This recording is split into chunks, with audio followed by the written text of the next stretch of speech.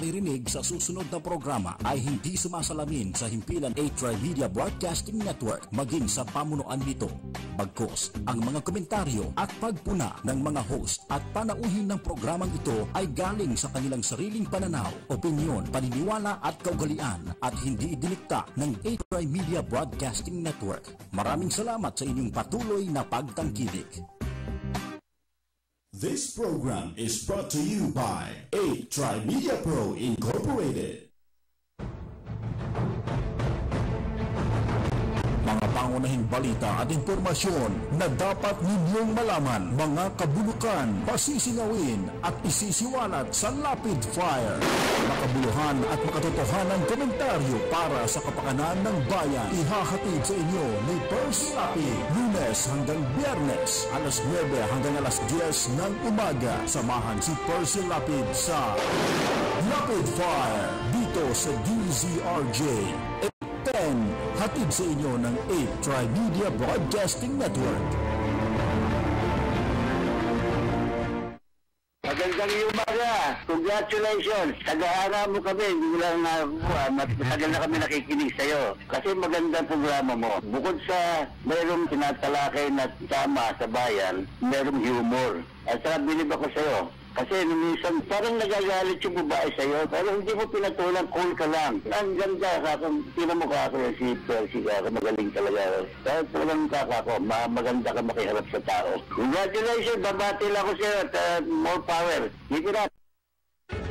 Balita, impormasyon at mga isyong may kinalaman sa bayan, lahat isisiwalat ng walang takot, lilinawin, hihimay-himayin, matapang, ngunit malalim at makatotohanan komentaryo sa Lapid 5. Lapid 5, kasama si Percy Lapid.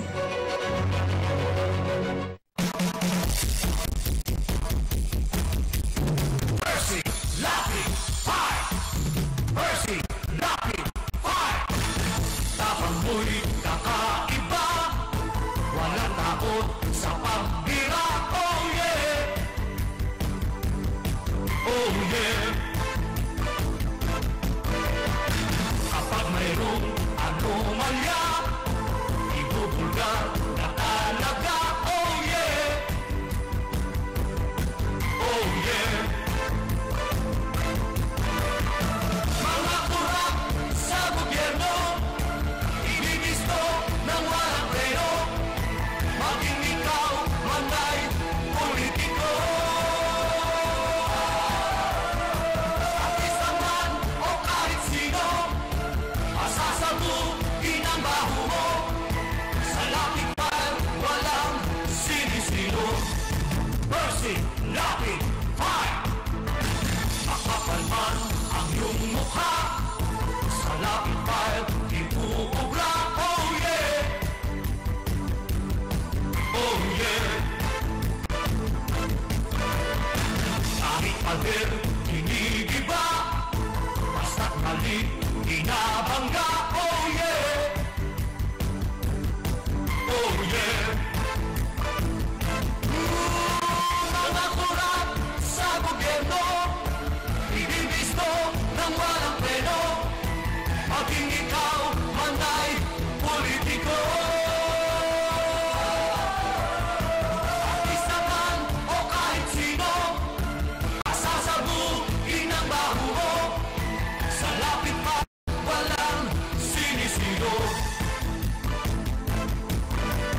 Percy Lapid Fire! Percy Lapid Fire! Percy Lapid Fire! Percy Lapid Fire! Percy Lapid Fire! Percy!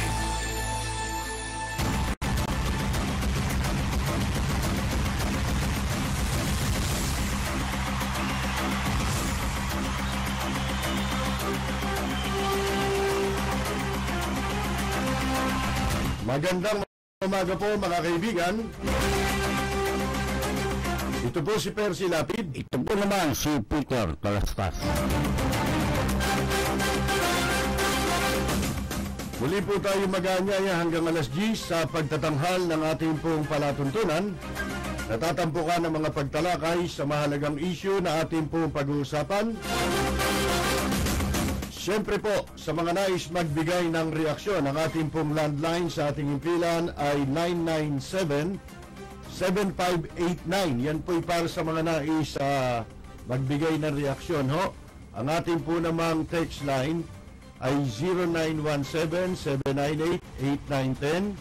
Samantala, ang ating pong Globe ay 0977-631-0607. Ang smart po naman ay 0949-570-8003.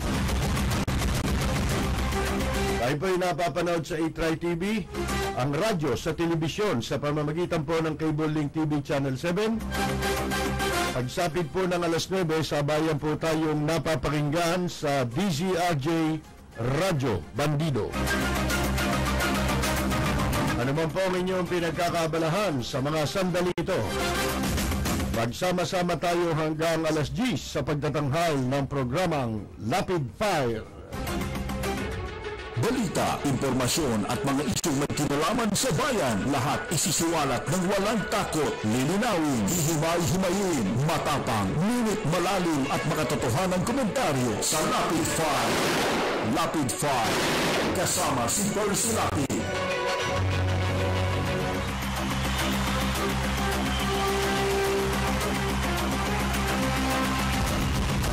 Mga kaibigan, sa kabila na itinatanggi po ni Senator Leila De Lima na meron po siyang sex video, lumabas naman po ngayon sa pahayagan ang larawan. Kasama niya si Kerwin Espinosa, ang drug lord na anak ni Mayor Espinosa. Mga kaibigan, na nagtatago po ngayon, ito si Kerwin. Ang daming denial pati yung sa loob ng Bilibid. Dalawa kasi issue, isang sexy scandal at pagkatapos po itong mas matindi po yung sa droga. Sabi ni De Lima, di ba sex video raw, sabi ni Sandra Cam nung una, ibubulgar, meron daw sex video. Sabi ni De Lima, wala. Wala raw, oo. Walang video, sex lang. Kasi po, naglabasan yung kanyang mga boyfriend, na ika nga, napakasuswerteng mga nilalang. Sana kung kasing gandang lalaki natin, ano ha? Oo. Lintik po itsure. Oo, Diyos ko. Mabubugbog mo si Dayan. Dayan, Ronnie Dayan. At saka yung isa, yung MMDA. Oo, yung Hagad. Mga kaibigan, Sus Mariosep, ito raw, sabi ni Tito Soto, iimbestigahan ng Ethics Committee na pinamumunuan ni Tito Soto dahil meron pong naghain ng complaint sa kanilang committee. Ang pangalan po attorney ito si Attorney Abelardo de Jesus. At ito raw po yung kanilang investigation, sabi ni Soto, yung chairman ng Ethics Committee, at saka Privileges, Committee on Ethics and Privileges. Yan po. Yun daw mga membro, sinusuri yung complaint o yung reklamo kahapon. At pumayag sila, nagkasundo sila lahat na maging sila na lang ang mag-iimbestiga ron. Ang katunayan ito, pangit yung Ethics Committee. Kasi po, sa hinaba-haba ng panahon na meron tayong Senado, laging may Ethics Committee yan. Ang trabaho po niyan ay, alam naman natin, hindi na kailangang ipaliwanag. Siyempre, ang iimbestigahan mo, yung mga kasamahan ninyo. Diba? Kung yan po ay may nilalabag. Kasi meron tayong pamantayan sa mga public officials. Republic Act 6713 ba? Yung ethical Yung, standard. yan, oh. Yan ang pamantayan eh. Kaya, pag ikaw ay public official, hindi ka normal. Medyo ika nga eh, marami kang isusukong kwan mo. Pribileyo. Hindi lang pribileyo, karapatan. Yan. Pa. Kaya yung mga human rights na yan, mga kaibigan, hindi pinag-aaralan yan eh. Oo.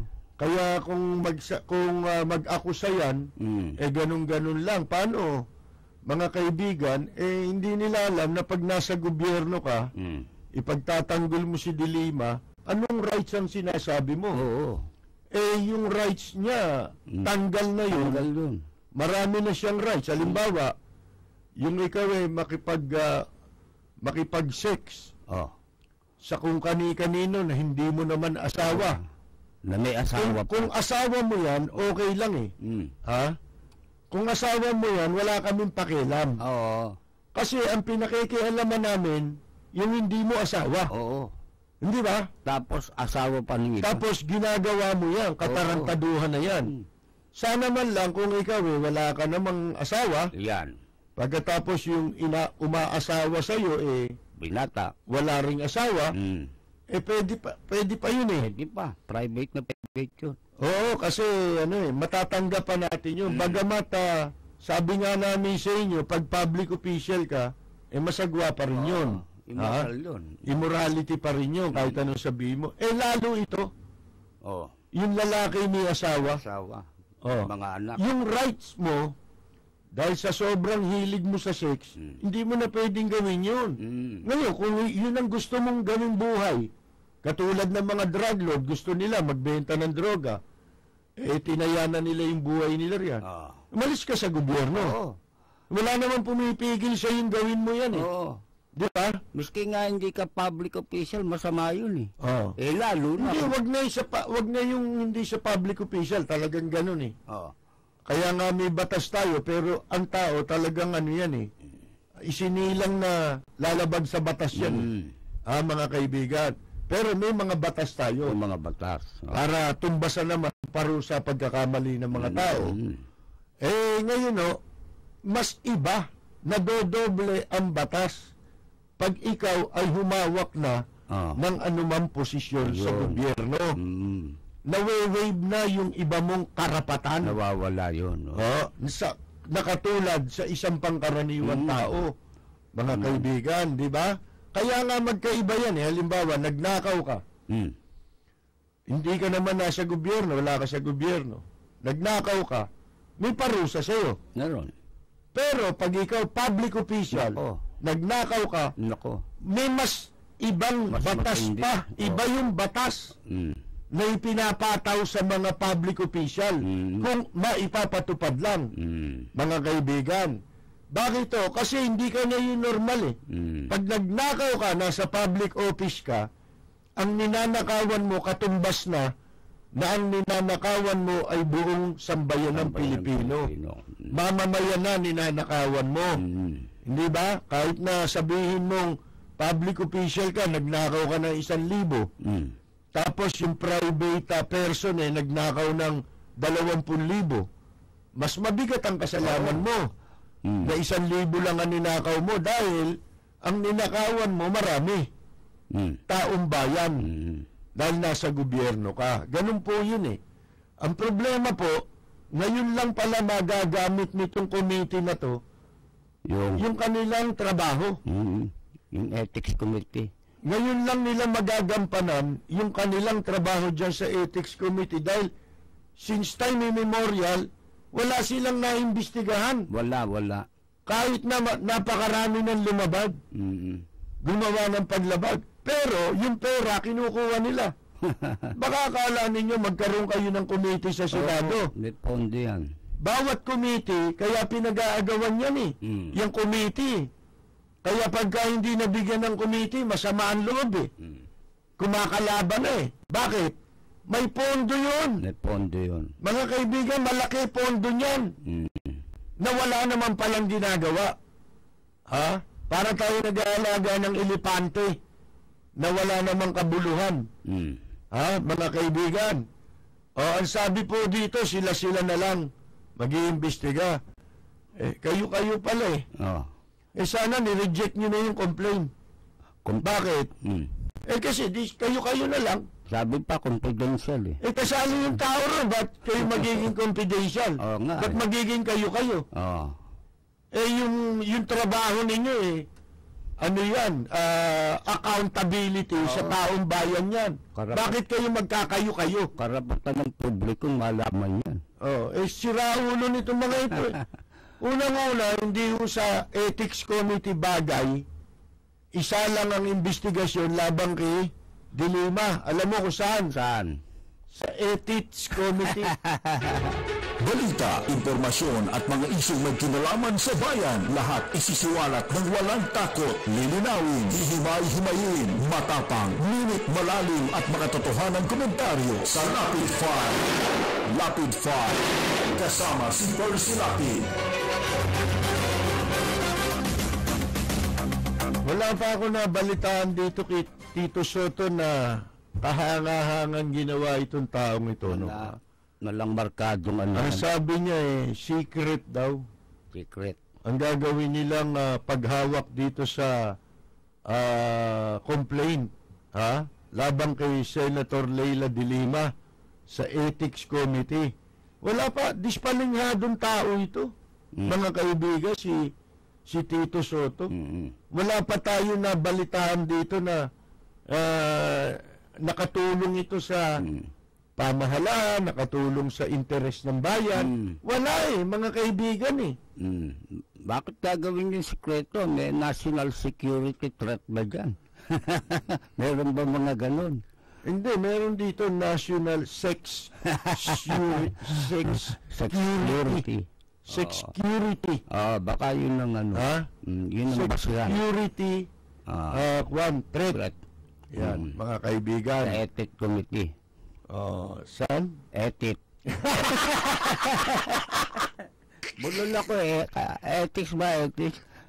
Parang bata, Ethic Committee. Ethic Committee, mga kaibigan. Yan po.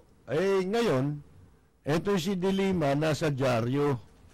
Di ba sinasabi nga may video? Tinignan ko Hindi siya yun Andin, no? Hindi. Bluff Alam niya na may video, kung may video kaya sabi niya, matapang siya magsalita na walang video. Wala. Kasi, ultimo siya, alam niyang walang manonood nun. Pag siya gumawa ng sex video. Sabi mo nga. Ang hindi niya lang inamin yung sex, meron talaga nun. Pero yung video lang na wala. Sabi, snippet of the truth. Oo, mga kaibigan. Ngayon, sabi niya, hindi ko kilala yung mga drug lord. Hindi totoo yung mga binibintang niyo sa akin. Katunayan, may litrato kami ni Kevin Espinosa. Sa Bilibid, meron. Nandiyan ba yung litrato? Pakita mo yung litrato. Sa TV. Ito, Sa TV. Ito, Eli, baka kung ano-ano litrato, may pakita mo rin ito. Yan ay pakita mo. Baka yung video pakita mo, Wala walang manood sa atin. Si Pia mo rato nga, nasuka Baka. Ayan po mga kaibigan, Hindi raw niya kilala si ano ba pangalan nito? Kerwin Espinosa. Kerwin. Pero meron silang litrato. Kung todo ngiti no? Ano ba ito? Ginawa ng script ng tadhana. Oo nga, no? Na magkaugnay-ugnay yung mga drug lord sa Bilibid na may litrato rin siya. Party pa nga yun. Pagkatapos siyempre, dinidinay mo yan. Nagpapaparty pa kayo ron. Inupahan mo pa itong tarantadong si Alfred Vargas. Para magsabing siya yun. Hindi naman siya yun. Kitang-kita naman, di ba? Halatang-halata naman, mga kaibigan. Ngayon, yan pong yan ba pinagtagni-tagni ng tadhana para lamang pumabor ang mga pangyayari kay Presidente Duterte? Ba, hindi ho siguro. Hindi lang mga Diba? sunod-sunod. Eh. Yan, nakikita na ba yung litrato dyan, Eli? Ha? Ayan, oh. Yan, oh. Oh, di ba si Kerwin Espinosa yan? Oo. At nasa gitna, si Dilima. At medyo ang kiling ni kay Espinosa. May isa pang babae. Nakadikit siya ron. Oo. Parang kinikis-kis niya pa eh. Oo, nakakaya sa kanan eh. Oo. Yung braso niya, parang ikinikis-kis niya kay Kerwin eh. Oo. Samantalang yung kasama ni Kerwin na babae, malayo. Oh. Layo. Dapat sila magkadikit, di ba? Oh, mga kaibigan, kayong mga nanonood ngayon, oh, yan si Kerwin. Yung nasa bandang kaliwa. Yung pinaghahanap ngayon na anak ni Mayor Espinosa, Rolando Espinosa. na yan po yung tinuturong talagang big time drug lord dyan sa may party ng Samar. Albrera. Mga kaibigan, nasa linya natin si Mr. Teddy Villa ng Las Piñas. Pakinggan natin siya. May tawag tayo. Magandang umaga po. Hello? Hello, Mang Teddy. Man Teddy? Hello. Sa line 2. Ayan. Magandang umaga po. Magandang umaga po. Good morning sa inyong dalawa. Opo. Nakita niyo ba yung litrato? Kasama ng wanted. Malinaw yan, di ba? Bakit hindi nyo dalawin doon sa ethics committee yan? Para baka madali ka ng MTRCB at LC. Alin o? Ano ba ibig sabihin ethics committee? Baka sila malaswa, hindi ako, ha? Sakay ako ng bus. Sabi ng estudyante, saan nakakakita ng maraming Pokemon? Sagot ng isang estudyante, sa Pekpekwal. Tektual. Pekpekwal. Paborito ko yung Pokemon eh. Paborito ko yan. Nung ako'y nasa Japan. Sa Japan galing yan eh. Sa Japan, sinasabi mo kanina na si Soto, di ba meron ng FOI bill para FOI bill para transparent? Hindi pa naman sila kasama. Executive eh. Executive lang. Legislative sila eh. Hindi pwede sila lang. Hindi, yun na lang. Kasi kanino ba sila accountable? Ang sweldo nyo ba, saan ba galing? Tsaka wala namang kinalaman sa national security. Wala namang magsasapanganib wala. Sa bansa natin. Kasi ang naalala ko rin dyan, baka mamaya may tumuga rin sa teka, baka madamay kami, kagaya ni, alam nyo na yung iba dyan, na meron din. Problema nila yun. Pinasok nila yan eh. Ganun nga ang sinasabi ni Presidente, di ba? Problema niya yan eh. Pinasok niya yan eh. Ginusto niya yan. Walang problema nyo. Sakyan niya, di ba? Alam mo, Percy, ang sa akin lang, pananawagan ako ulit. Ulit-ulitin ko kada tawag sa inyo. Yung ibang media, huwag yung ini-edit yung mga interview sa pag gusto niyang iparinig sa tao, okay lang. Pero pag ayaw niyo, i-edit nyo, papatay nyo, mali, hindi tama. Information tayo, balita, lahat, open. Ini-edit nyo, tapos magsasalita kayo lahat ng kontra. Ngayon, ginawa mong katawa si Winnie Monson, ginawa mong katawa-tawa si Baturo sa programa mo, parang simpleng pambabastos yung ginawa mo. Saan ka ba nandun? Diba? Yan mahirap sa ibang mga media na hindi may tatakaran, pero dapat sumunod din tayo, di ba? Kasi wala nang mga pumapasok ngayon sa media, iba na eh. Parang PNP rin eh. Pinagpaplanuhan, ito gagamitin kong para yumaman. Hindi nila nakalimutan na nila yung mga trabahong ganyan sa gobyerno. Anong araw, si Rafael Yabot. Sino pa ba yun? Sa gobyerno, si Damian Soto, baka akala ninyo.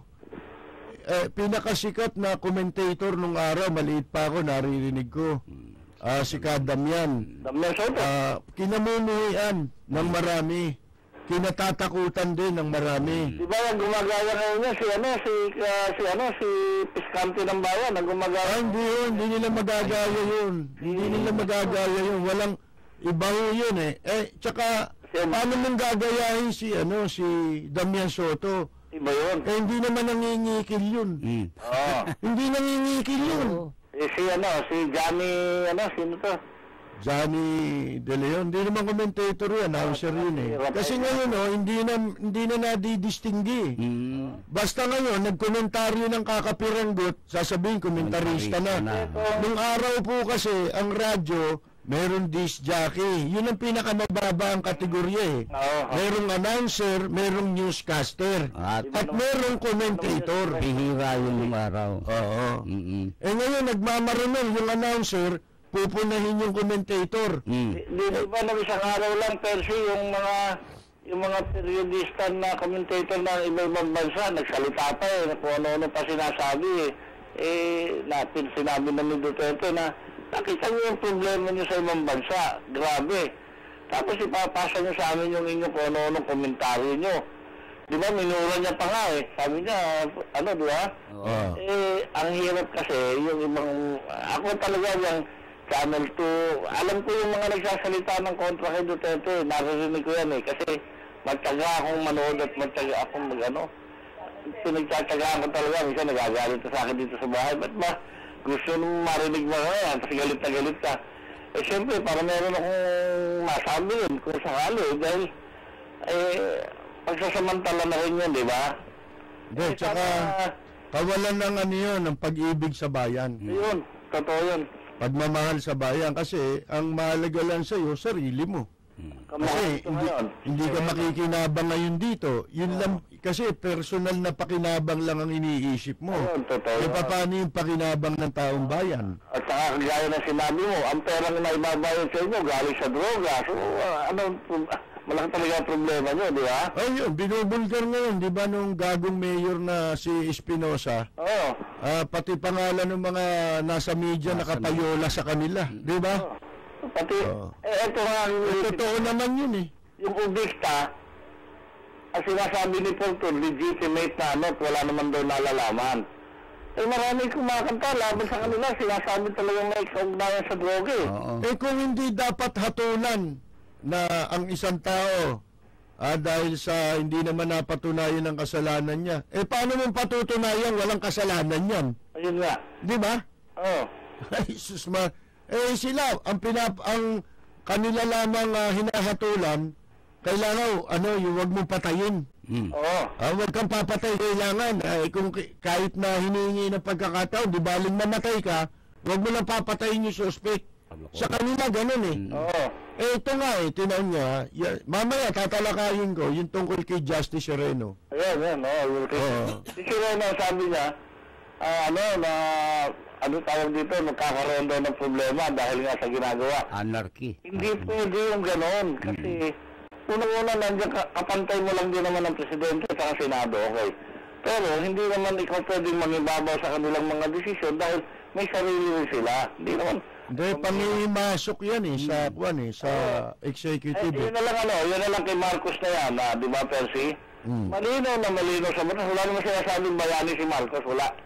Kahit na isang tambak pa yung medal ni Marcos, baliwalain mo yun. Yung pagiging sundalo, pagiging presidente, batas yun hindi naman pwedeng yun. Magrarally kayo, batas yung pinag-uusapan. Baguhin mo muna yung batas bago kayo mag-rally. Di ba? Ay, maraming salamat. Salamat po. Balita, impormasyon at mga isyong may kinalaman sa bayan, lahat isisiwalat ng walang takot, lilinawin, hihimay-himayin, matapang, ngunit malalim at makatotohanan komentaryo sa Lapid Fire. Lapid Fire, kasama si Percy Lapid.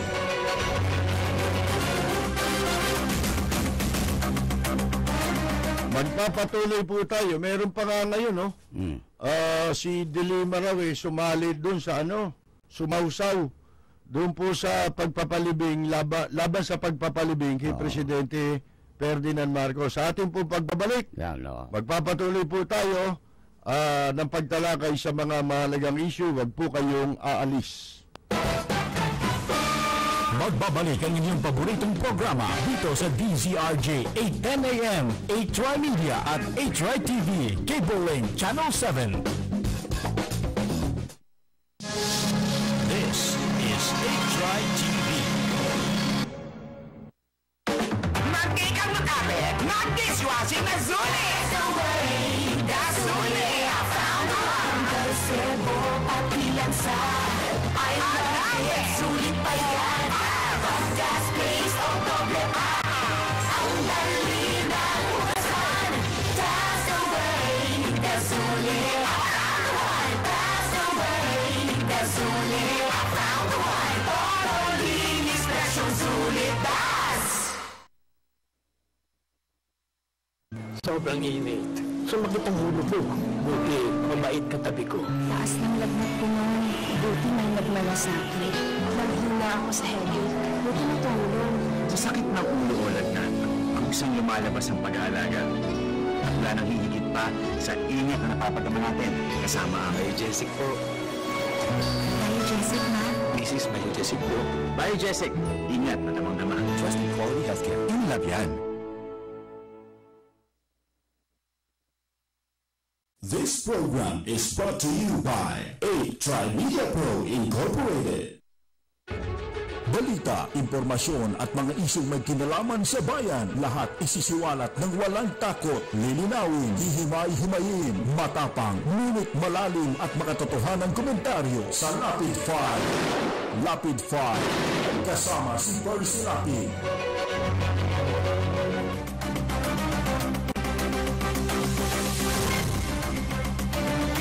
Nakisali po ito si Dilima sa sa pagtutol o pagkontra sa pagpapalibing kay dating Pangulong Ferdinand Marcos. At siya po ay naghain daw ng ano ba ito? Demanda ba tawag dyan? Petition din. Mga kaibigan, para laban ho nga dyan sa plano na yan, no? Na ipalibing si Marcos sa libingan ng mga bayani.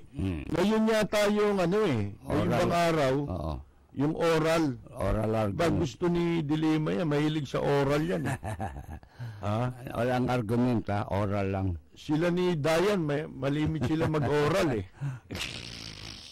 At saka nung si Juan, ano ba pangalan nung isa? Si Warren ba yun? Warren. Si Warren Cristobal. Mahilig din yata sa oral yun Kaya yan si Dilima mga kaibigan. Gustong-gusto niya pag may oral Gusto niya argument. Mag-o-oral sa ron Ngayon, ito ho, nagpetisyon siya ng nakapalob sa 38 pahina. Alam mo, may sasabihin. Haba. Tula yata ginawa nito, istorya, pang-comics. Oo nga Alam nyo, ito sasabihin ko sa inyo, hindi ako abogado. Pero marami na nagsabi sa akin ito. Ang Korte Suprema, mga tamad yan. Ang mga maestrado niyan, tamad. Kaya kung maghahain kayo ng kung ano-anong petisyon, wag mo nga habaan. Pag hinabaan mo, hindi binabasa. Kasi tamad yan mga yan. Mga kaibigan, 38 pahina. Ano yan? Nanggugulat ka? Nanggugulat si Dilima. Ano sinabi niya rito? Alam niyo ba ang sinabi niyang isa lang dito? Kung bakit siya ay kasali o sumasali, nakikisawsaw dito po sa Kwan. Senador ka, hindi ka dapat kumwestiyon dyan Meron kayo sariling venue Kasi po, yung decision ng pagpapalibing, decision yon na ibinigay sa executive, sa presidente ng Pilipinas. Kung paano ang Korte Suprema ay walang walang karapatan na manghimasok sa desisyon na yan, ganun din ang Senado o ang Senador. Mga kaibigan, dahil ikaw, for delikadesa, dapat merong kanon. Tapos sasabihin mo na hindi ka sisipot sa Kongreso dahil ano ba naman yun? Wala na akong kahihiyan. Talaga naman wala kang kahihiyan. Sino ba nagsabing meron? Di ba? Mga kaibigan, ba't ka magpipetisyon dyan? Ano kinalaman mo dyan? Ano intention niya? Talaga bang tutulan yung pagpapalibing kay Marcos? Hindi. Ang intention niya, magkaroon ng supporter. Kasi po, ang tagal-tagal na natin hinihintay kung kailan lalabas yung mga pinagmamalaki niyang bumoto sa kanya. Baka pati yung bumoto sa kanya, kung totoo man, mga kaibigan, ayaw na sa kanya ngayon. Sigurado na ba? Samantalang kay President Duterte, daming nagtatanggol laban sa kanya. Di ba? Laban kay De Lima. Pero kay De Lima, wala akong nabalita kundi yung immoral din. Yung may katulad niya rin kaso ng gano'n. Sabit din. Nakikipag-sex din sa asawa ng may asawa. Mga kaibigan. Nanonorotot din. Dapat ito magtayo ng organisasyon to sama ng mga nanonorotot sa Pilipinas Di ba? Dapat ang pangalan nito si Diliman Torotot. Mga kaibigan, di ba? Oo, yan lahat ngayon naikakapit sa kanya. Isipin mo yan. Wala naman nagtatanggol, kaya ang ginagawa niya kahit 38 piraso yung nagpoprotestang yun, mga kaibigan, sumasama na siya para magmukhang marami siyang supporter. Magmukha niya supporter yun. Yung mangkas ka lang dun Hindi naman ikaw original dun Saka wag mo iba yung usapan. Balik tayo sa droga. Ayan, droga. Saka sa sex. Saka sa ethics committee. Nilalayo. Dinadivert. Nanlalansi. Ha? Si Lansi de Lima pala to ha? Lansi de Lima. Yan ang pangalan niya. Kasi nanlalansi. Natawa pa ako sa argumento. Sabi niya, binabago natin ang history. Number 2, plunderer ito Sipin mo sino na sabing plunderer? Siya. Hindi ang korte. Hindi, ito sabi niya, ang sabi niya, mga kaibigan, sa kanyang petisyon, siya raw, ito raw, si President Duterte, ito sabi niya, the President did not have the power to rewrite history. Sira ulo nito, no? Anong history? But ano sinulat na history ni Duterte? Hindi naman historian yan. At anong history sinasabi niya? Na binago. May sira ulo na nito, no? Kaya tama yung sinabi ni President Duterte na magbigti ka na. Balita, impormasyon at mga isyong may kinalaman sa bayan, lahat isisiwalat ng walang takot, lilinawin, hihimay-himayin, matapang, ngunit malalim at makatotohanan komentaryo sa Rapid Fire. Rapid Fire, kasama si Percy Lapid.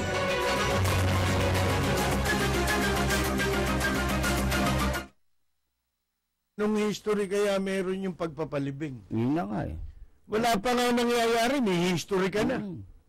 Nalibing na ba si Marcos? Pag nalibing si Marcos, doon pa lang magkakaroon ng history. Naipalibing na si Marcos.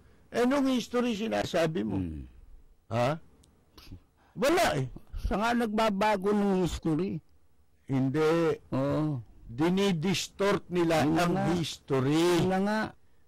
Gusto nila i-distort ang history. Number 1, sinasabi mo plunderer si Marcos. Yan. Wala kang basihan, distorted yan. History ba yun? Nasa history? Hindi naman nahatulan si Marcos ng kasong plunder wala record. Paano mo sasabihin plunderer yan? Si Era, plunderer yun. Convicted yun Si Marcos, hindi Kaya mas masahol si Erap kay Marcos. Oo, sigurado. Pangalawa, na dinidistort ninyo yung history. Sabi niya, di ba, nire-rewrite down, wala raw karapatang i-rewrite o isulat, baguhin ni Presidente Duterte ang kasaysayan. Bakit? Anong kasaysayan? Anong bahagi ng kasaysayan? Ang binago. Ang binago ni Presidente Duterte, maliban sa kasaysayan na ngayon lang tayo muli nagkaroon ng presidenteng ibinoto ng taong bayan kahit walang pera, walang partido. Mga kaibigan, nagmula sa isang sulok ng Pilipinas sa Davao City. Yun ang history dahil wala pa tayong presidente nagmula doon sa Mindanao. Ha? Mga kaibigan, huwag mong i-rewrite yan. Huwag mo nang i-distort yan. Hindi, kayo walang karapatan mag-rewrite. Kayo, distortion ang alam ninyo Distortion of facts. Distortion of history. Mga kaibigan, wala namang history, sasabihin mo nire-rewrite. Luko-luko ka. Asan ang history? Anong history ang nire-write? Hindi pa nga nalilibing si Marcos. Pag nalibing, yun, magkakaroon tayo ng history. Mga kaibigan. Ngayon, ito, ang Department of Finance naman, may panukala na buwisan yung mga nananalo sa, halimbawa, sa casino. Yan, pati yung PCSO, yung mga loto. Sabi ni Secretary Carlos Dominguez, dapat daw magkaroon ng buwis yung mga panalo nila para makatulong na makailikom ng pondo upang suportahan ang administration, ang mas mataas na gastusin ng kasalukuyang administrasyon. Ito mga kaibigan yung pagsali ho ng tao dyan sa pasugalan ng gobyerno, pagtulong na yun yung pagtaya nila ron. Ano pa ba sa palagay ninyo yun? Yung pagtaya naman sa loto, alam naman natin lahat yan na ang pag-asa mong tumama dyan, kung ikaw babaeng maganda, mga kaibigan, wag ka lang kamukha ni Dilima, sipin mo yan mas madali kang ma-rape ng 10 beses kaysa tumama ka sa loto. Naku, napakahiya. Gano'ng karaming tulungan na itulong mo? Kung gano'n ang ratio niyan. Na ang isang magandang babae, mas madali pang magahasa ng 10 beses kaysa tumama ka sa loto. Diba? 5 million to 1 ganyan sabi nila Sipin mo, yung taya mo isang kombinasyon, kalaban mo 5 milyon. Lagi yun. Hindi naman isang beses mo lang ginawa yun. Saka pag taya mo dyan, bawas na yung porsyento nila dahil ba, ang gross 2 million. Yung 400,000 sa gobyerno agad Ba't mo pa itatax yung mananalo? Ang pinagtataka ko, bakit doon sila sa nananalo nakatingin? Tama. Halimbawa, casino. Okay. Matagal na nga ho namin sinasabi ito na kung meron dapat gawin ang Department of Finance, lalo ang BIR kasi, nasa nasa ilalim ng Finance Office yan, Department Yan ang kanilang agency, collection agency, tax collection agency. Ang dami ninyong hindi ginagawa, lalo-lalo na dapat ninyong unang maisip na kunan ng tax pagdating dyan sa casino, yung mga yung mga loan shark.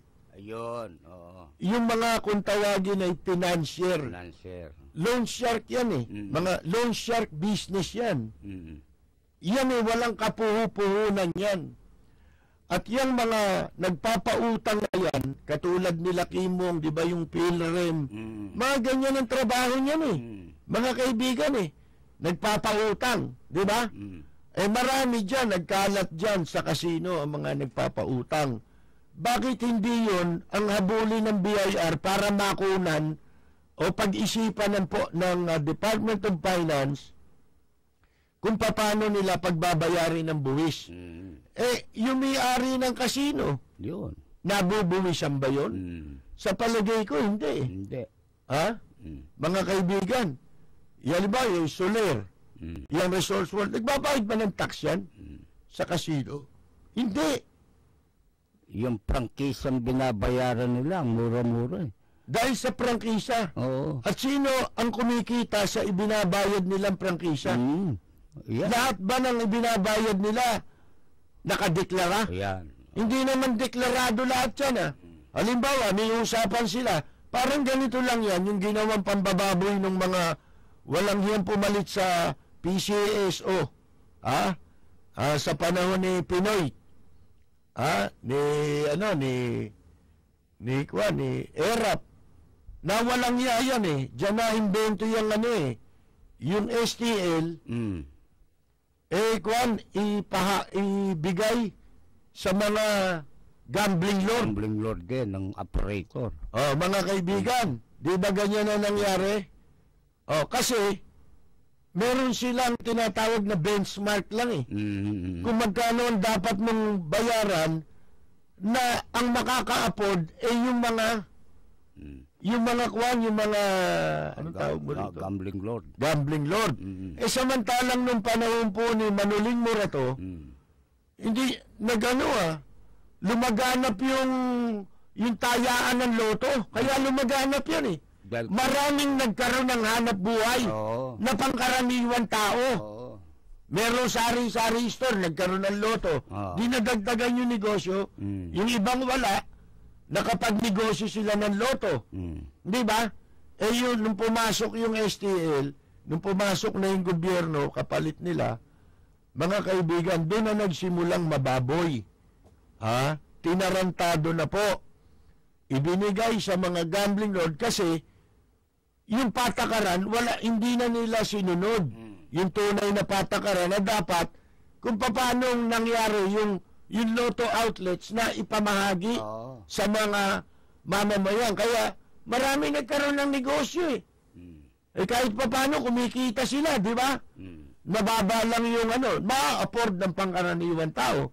Hindi mamomonopolize ng mga gambling lord. Ngayon, ang dapat pag-isipan po, ewan ko kaya sabi ko sa inyo kahapon, si Presidente Duterte dapat gumawa ng performance audit sa kanyang mga gabinete. Lalo na may mga concern niya na ganyan, sisingilin mo yung mananalo sa casino. Ang dapat mong singilin, yung mga unahin yung mga walang kapuhupuhunan. Ang puhunan lang pumunta sa casino, tumambay doon, o kaya sila pa nakikinabang doon sa mga pribileyo na ibinibigay ng casino. Ibig sabihin, nagninegosyo yung mga yan Nagninegosyo sila ron. Nang walang puhunan. Itong mga ito, naglalaro ito Hindi naman nagninegosyo ito At hindi naman araw-araw, panalo yan. Di ba? Kung bibilangin ibig sabihin, sobra-sobra yung ibinayad nila dahil sa pagkatalo nila. Kung sabi ko, talo pa nga ako Isang linggo akong talo, tapos sisingilin mo ako. Di ba? Isang malaking kalokohan yan. Wala sa sentido komon. Mga kaibigan. Ngayon, yun, isipin mo yung mga kasino. Talagang ini-encourage niyan yung finance, yung mga financing na ganyan, yung mga loan shark business. Bawal yan Bawal. Hindi ba bawal nga yung 5-6? Di lalo ito. Kasi ito ang lalong nagpapabaon sa mga nagsusugal para sila mabaon sa bisyong yan. Tinutulungan nila. Ginagamit sila ng kasino para ibaon sa pagkagumol sa sugal yung mga naglalaro ng kasino. Yung invest na pupunta ron para maglibang lang, magtapo ng konti, naka-ano na yun naka-fix na yung mind nun kung hindi naman sugarol mano ba naman itong magtapon ako rito ng 5,000? Parang paglilibang ko lang ito, na binayaran ko ng 5,000. Kasi pagka pupunta ka sa Biros, maglilibang ka rin naman nung nagpunta nga ako sa Biros di umupo ako. Di lumapit sa akin yung manager. Sir, gusto mo ba ng ka-table? Sabi ko, di sige, ikuha mo ako. Gusto ko yung yung maganda. Siyempre. Di umalis ngayon nyo. Sige. Dinala yung babae sa tabi ko. Sabi, Sir, yan si Kwan, mabait ho yan. Nako, mabait Ano mabait? Sabi ko, ako nagpunta, ayoko ng mabait. Ang gusto ko yung mahilig. Gusto ko yung mahilig sa sex. Kaya ako nagpunta rito eh. Ha? Hindi ko kailangan na mabait. Dahil kung mabait ang hinahanap ko, doon ako sa simbahan nagpunta. Madre. Doon maraming mabait doon. O kaya sa kumbento. Di ba? Eh, hindi, beer house ito eh. Yun, wala sa sentido común yun eh. Di ba, sasabihin sa iyo ng manager, mabait po ito. Eh, nung pakialam ko kung mabait yan. Di ba? Ano ba ito, simbahan? Oh, hindi naman simbahan ang pinunta ko rito para magsimba. Ngayon, yun ang sinasabi natin, mali yung ano eh. Mali yung ano, yung solusyon na naiisip. Nitong si Secretary Dominguez, Carlos Dominguez. Hanapin nyo lahat yan, oh. Madali naman yung makikita yan eh. Yung mga nagsusugal na yan at kasabwat pa yung kasino, doon iniintrega yung pera eh. Sa kaha ng kasino eh. Doon sila yung ginagawa ni Kimo, ganun. Gano'ng karami yan? Ilan ang kasino dito sa Pilipinas? Mga kaibigan, na hindi pinakikinabangan ng gobyerno. Karamihan pa nga mga dayuhan eh. Yung mga Chinese. Ang dami dyan, Chinese na financer. Mga kaibigan, pagka nakuha na yung panalo, yung tubo, kasi alam pa ninyo, ang laki ng tinutubo nila dyan, 2% a day. A day, oo. A day, Hindi a month. Hindi ito 5-6 lang ng Bombay. Kumbaga 60% a month. Mga kaibigan, tignan mo, magkano yun? Kumurutang kang 1 milyon. Tutubo yun ng 2%. Magkano 2% nun? Ang 2% nun, di 20,000. 60,000. Ng 1 milyon? Oo. Bali 60% naman yan eh. Hindi, sa isang isang araw. A day ito eh. 20,000. 20,000. A day. Sipin mo. Kung tumagal ng 1 linggo, 2 linggo. Yan lang nga eh. Meron nagsusugal doon, inaabot ng 2 araw eh. Di 40,000 agad yun. Ngayon, bakit hindi po minomonitor yan? Yan eh, laundering yan eh. Kung tutusin mo eh. Money laundering pa yan. Nilalabas yung pera. Siyempre, yung tinubo, ibabato na kaagad nung financer sa China kung doon siya kung taga-China siya, di ba? Ang dami ho niyan. At alam niya ng Bureau of Immigration eh. Dapat yung Bureau of Immigration, pinag-uuhuli yan eh. Ba't ba nandito yan? Ba't nagminegosyo yan? Yan ba'y di ba unfair sa ating mga Pilipino yun? May permit ba yan? Na tayong mga Pilipino, magtatayo ka lang ng sari-sari store na ang tinda mo lang eh. Mga botelya ng suka, toyo, kung ano-anong mamisor yan, mga kaibigan. Pero dadaan ka sa proseso na kukuha ka pa ng mayor's permit, magbabayad ka, may BIR ka pa. Ang dami mong pagdadaanan, napakaliit ng negosyo mo na kung magkaminsan o kadalasan pa nga, hindi naman talaga negosyo yan, kundi libangan lang. Dahil wala ka namang kinikita dyan sa papiso-piso na yan. Natutulog ka ng tanghali, kakatok sa tindahan mo, bibili ng isang candy. Pero kailangan mong gumising. Mapuputol ngayon yung siesta mo. Kung kulang ka sa tulog, mapuputol ang pahinga mo para lang doon sa bibili ng piso. Ano kikitain ko ron? Utangan ka pa. Pero dadaan yun sa BIR, dadaan yun sa Bureau of Permit ng mga City Hall, mga kaibigan. Sanitary permit. Meron pa kung ano-ano yan. May barangay pa yan, clearance. Permit, di ba? May bayad na ngayon yun eh. Kaya papakamatay na yung mga hayop na yan eh. Na mapwesto eh. Dami na ako kulit. Pagkatapos ito, mga dayuhan pupunta lang sa kasino. Ilalagay yung pera nila sa kasino. Aprobado na sila. Bibigyan sila ng libreng kwarto. Pagkatapos lahat ng kinakain nila ron, umaga hanggang mamatay na sila, libre yun. Samantalang yung player, hindi ganon.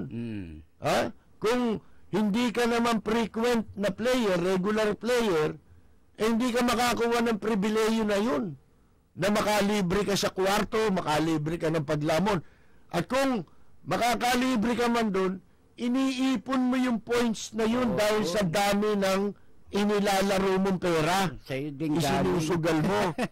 Bali, bayad din yun. Ginagamit nila yung pera mo. Pagkatas itong mga hayop na junket na ito, junket daw sila, pero loan shark yan eh. Yan yung mga loan shark, mga kaibigan. Magbabalik kami. Pagkatapos lamang po ng ilang saglit, wag po kayong alis.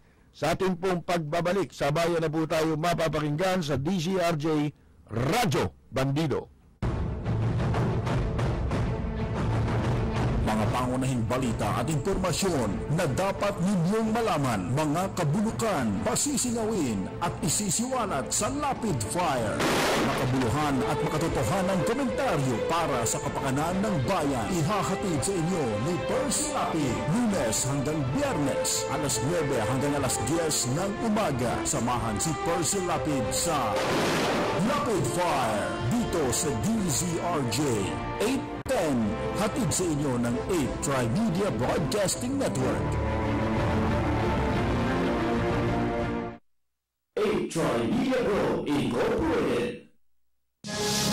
This is 8 Tri TV. Tutukan ang mga programang siksik sa balita at impormasyon at buong pusong ipinagmamalaki ng 8 Tri-Media Broadcasting Network. Napapanood sa 8 TV Cable Link Channel 7 at napapakinggan sa DZRJ 810 AM Radio Bandido, Lunes hanggang Biyernes, simulan sa programang Sintigas ng Acero kasama si Melchor Benticon Balawas, alas 4 hanggang alas 5 ng umaga. Makabuluhang suhestyon at opinyon sa programang Issue at Reaksyon, alas 5 hanggang alas 6 ng umaga, kasama ang inyong garansyo Miguel Hill. Magbibigay ng kaalaman sa ating pagharap sa bawat araw, kasama ang Supremo Joey Falcon at kombinasyong ganda talino ni Pia Morato sa Good Morning Philippines. Alas 6 hanggang alas 8 ng umaga, magsisiwalat naman ang mga kabulukan sa pamahalaan. Ihahataw ni Percy Lapid sa Lapid Fire, alas 8 hanggang alas 10 ng umaga. Yan ang unang hataw ng mga programang mapapanood at mapapakinggan sa 8 Tri TV, Cable Link Channel 7 at DZRJ 810 AM Radio Bandido. Binuo at pinag-isipan ng 8 Tri Media Broadcasting Network, ang himpilan ng bawat Pilipino.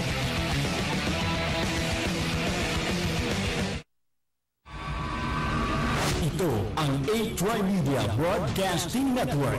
Mapapanood sa 8 Tri TV, Cable Link Channel 7 at mapapakinggan sa DZRJ 810 AM Radio Bandido.